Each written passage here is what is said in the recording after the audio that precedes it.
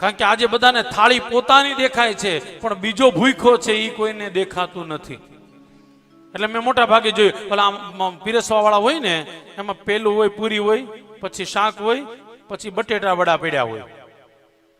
એટલે થાળી લઈને નીકળેલો વ્યક્તિ જોતો હોય કેટલા બટેટા વડા છે, આપણો વારો આવશે કે નહીં આવે.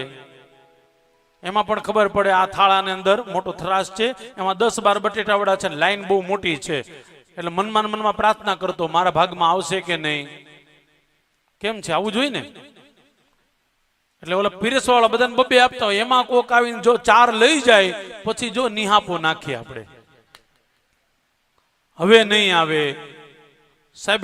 ઈ નહીં આવે એની ઉપર એટલો ભરોસો છે, વિચાર કરો આની ઉપર એટલો ભરોસો રાખો તો કેટલું કામ થાય.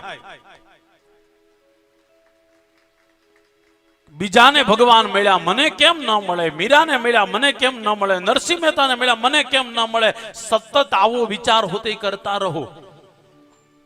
ક્યારે મળે ભાઈ, તો કે કંઈક સારું કરવાની ઈચ્છા હોય. પણ માફ કરજો, આ ખાલી બોલવું હેલું છે, પણ કરવું બહુ અઘરું છે.